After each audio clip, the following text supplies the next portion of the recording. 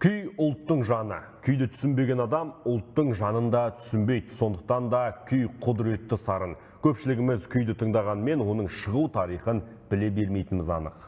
Халық арасында кең тараған сондай туындының бірі шертпе күйдің шебері Төлеген Момбековтың салтанат күйі. Бұл күй қалай дүниеге келді? Тыңдаған жанды бірден баурап алатын бұл күйде не құдірет бар? Ал осы әйгілі күйдің туына себепкер салтанат қайда жүр? Түркістан облысындағы тілшіміз Жандос Жұмабектен бірге білейік.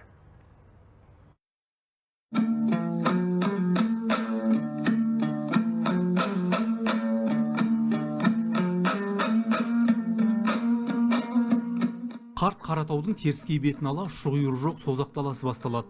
Солтүстігі бетпақдаламен шектесетін ұланғайыр өлке сырлы созақ деп аталады. Қойнауы қазынаға толы құтты мекен дәулескер күйші Төлеген Момбековтың кіндік қаны тамған жер. Біз әйгілі салтанат күйіне себепкер жанды іздеп осы Таукент ауылына бардық. Кейіпкеріміз мектеп директорының тәрбиесі жөніндегі орынбасар екен.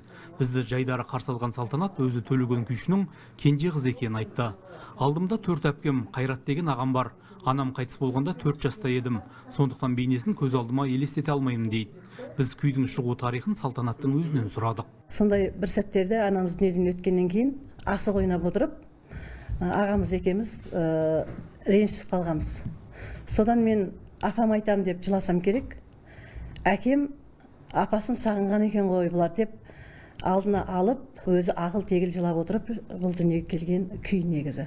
Жалпы күйдің есімі салтанат болғанымен, бұл шын мәнінде жоқтау күй. Себебі анасын жоқтаған кішкентай қыздың зары, және сол күйді дүниеге келтірген әкеміздің де ішінде жарын жоқтаған зары.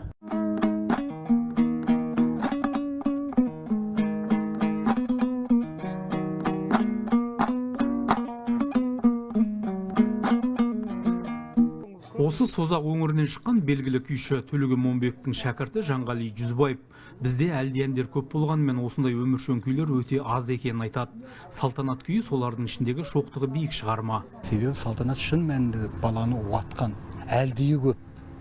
Бір жағынан мұңы көп, бір жағынан баланы жұбататын иірімдері өте көп. Және музыканың жалпы композициясының өзі баланың жүрегіне тез қонатын қарапайым сарындардан құралған. Сондықтан бұл құдіреттің әсері жалпы музыка танымы үшін бұл ерекше құбылыс деп атаймыз. Салтанаттың өзі әкем күйдің де сөзі бар. Оны жүрекпен тыңдап, санамен түйсіне білу керек деп айтатын дейді. Бірақ өкінішке орай күйдің тілін көп адам түсіне бермейді. Салтанат күйі қайтейін жаным-ау деп басталып, кішкентай қыздың өксігіне ұласатында біле бермейтініміз анық.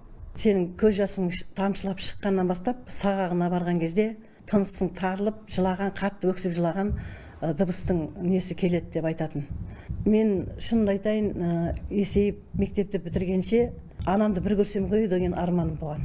Кез келген анасы өскен адамдарға әсер етеді деп ойлаймын. Сондықтан бұл күй естіген кезде әрине менің де көзіме жас үйіріледі.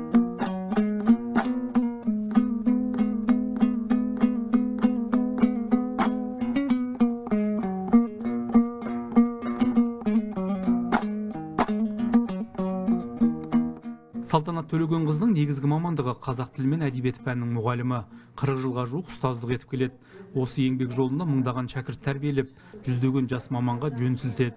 Физика пәнінің мұғалімі Жансая Төлеуова өзін 7 жыл бұрын осы мектепке Салтанат апай қабылдағанын айтады.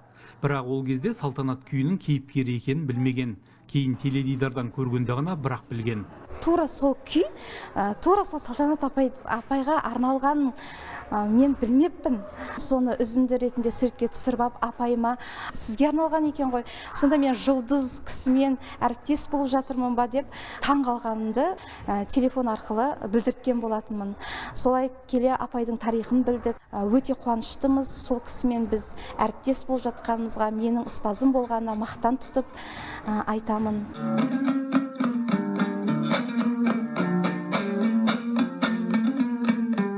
Атақты күйшінің қызы халық арасында аса танымал салтанат күйінің кейіпкері болып күн кешу оңай емес. Оның да өзіндік қызығы мен шыжығы, салмағы мен жауапкершілігі бар. Біреу танып құрметтеп жатса, жалпы көпшілік біле бермейтіні тағы рас. Осыдан 25 жыл бұрын күйшінің 80 жылдығын Құрманғазы атындағы ұлттық консерваториясы да атап өтіп, студенттермен кездесу ұйымдастырғанын салтанат бұлайша есіне алды. Сахнаға шығарып жатыр ғой, енді салтанатты көріңдер деп жатса, студенттер бұл кісі әлі өмірде бар екен ғой, тірі екен ғой, біз баяғыда ғасырда өмір сүріп қайтыс болып кеткен деп ойлайтын. Ол кезде мен небәрі 40-тамын, жап-жас екен ғой деп таң қалып жатқан жайы бар. Мен де өзім күй оларға аңыз болып солай танылған екен ғой деген ойда қалдым да. Сосын кейде оқуға бір жаққа барсаң, осындай қызым десе, бәрі келіп суретке түсіп, сіз аңыз адамсыз ғой деген нәрсені құрметтеп жатады. Ол да болса, ол өнердің құдіреті деп ойлаймын. Белгілі күйші Жанғали Жүзбаевтың айтуынша, Төлеген Момбековтың ел арасында танымал 40-қа жоқ күйі бар.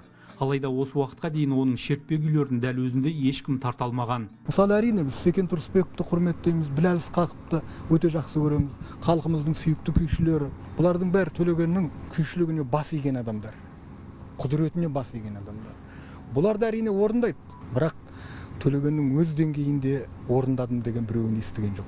Мысалы, мен тартам, бірақ ол бір жақсы бір картинаның ортан қол көшірмесі сияқты біздің тартысымыз мысалы.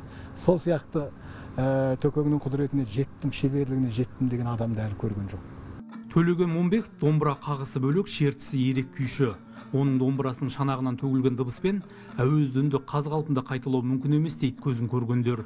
Ендеше салтанаттай ғажайып туындыны дүниеге әкелген күйшінің мәңгілік сарына ізгілікке іңкәр жүректерде сағыныш болып өмір сүре бермек.